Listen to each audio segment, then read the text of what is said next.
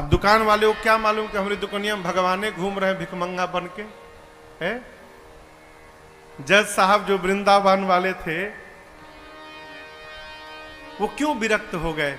पत्नी ने कहा कि अरे भाई चलो, एक एक केवट की गवाही देने के लिए भगवान गवाह बन के चले गए थे कोर्ट में।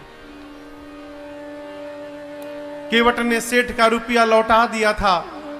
रुपया लेने के बाद भी सेठ ने कोर्ट में केस कर दिया कि इस केवट ने मेरा पैसा नहीं लौटाया। जज साहब ने केवट से पूछा कि तुमने रुपया लौटाया तो वहां पर कौन था। केवट बोला 3 लोग थे। कौन? सेठ जी, मैं और मेरे राम जी थे, मेरे रघुनाथ जी थे वहां पर। जज समझा रघुनाथ जी नाम का कोई आदमी होगा।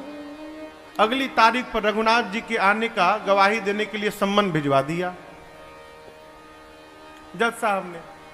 अब कोर्ट का संतरी पहुंचा गांव में, केवट जी गांव में, रघुनाथ जी कहां है, रघुनाथ जी कहां है, रघुनाथ जी हो तब न मिले। एक आदमी ने कहा देखो रघुनाथ नाम का आदमी तो नहीं है, रघुनाथ जी का मंदिर एक है जहां केवट रहता है।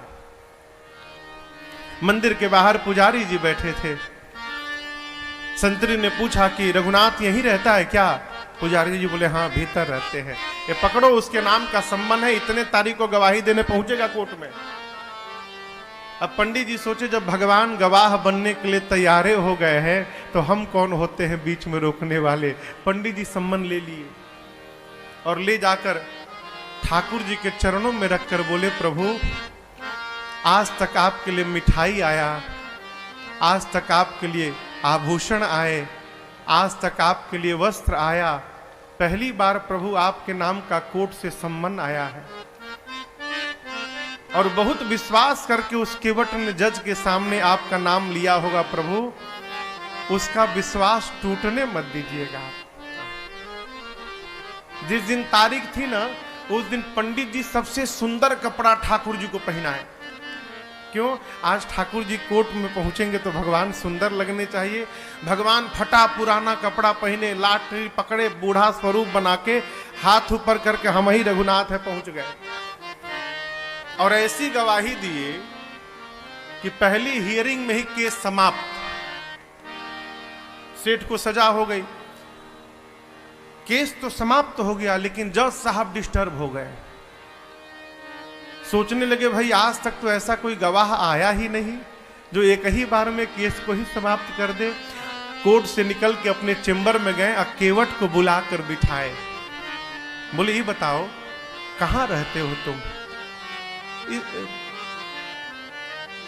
रघुनाथ जी के मंदिर में मैं रहता हूं। तो जज साहब बोले कि जो रघुनाथ आए थे? बोले जी जी। तो उनको लगा कि वो मंदिर बनवाए होंगे। तो जज साहब बोले लेकिन तो गरीब लग रहे थे और लग नहीं रहा था कि वो मंदिर बनवाए होंगे। केवट ने कहा प्रभु वो मंदिर बनवाने वाले रघुनाथ जी नहीं थे, मंदिर के भीतर बैठने वाले रघुनाथ जी आए थे। जज की मति हरा गई हो, कांपने लगा। संतरी को बुलाकर बोला सही सही बताना तुमने किसको सम्मन दिया था? बोला सर माफ करिएगा सर, रघुनाथ नाम का आदमी नहीं मिला, रघुनाथ जी का मंदिर था, मंदिर में पुजारी जी को देके चला आया था मैं। तो जो आए थे वही पुजारी, नहीं पुजारी जी ये नहीं थे, दूसरे थे। जज को पूरी बात समझ में आ गई। घर गया और दरवाजा बंद करके जज साहब रोने लगे। पत्नी ने आकर पूछा क्यों रो रहे हो? पूरी बात बताए। पत्नी ने कहा इसमें रोने की कौन सी बात है? अरे मान लो धोखे में ही दर्शन हुआ, तुम तो भाग्यशाली हो, तुमको दर्शन तो मिला, नाचना चाहिए।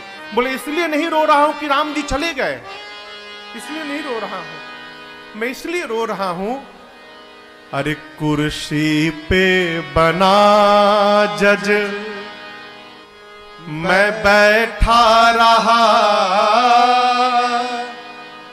जगदीश खड़े समझाते रहे।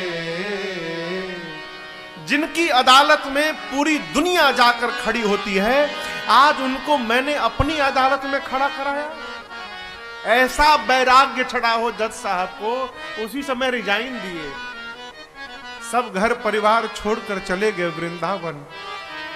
और ऐसा कहते हैं जब तक थे कभी बैठे नहीं वृंदावन में, खड़े रहे। लोग कहते थे बैठते क्यों नहीं आप? बोले मेरी यही सजा है, मैंने भगवान को अपनी अदालत में खड़ा करा के रखा था, अब मैं भगवान के धाम में जब तक जीवित रहूंगा तब तक मैं खड़ा रहूंगा, अब मैं बैठूंगा नहीं। कभी भगवान किसी रूप में आ सकते हैं माई बाप, आपकी आस्था वैसी होनी चाहिए।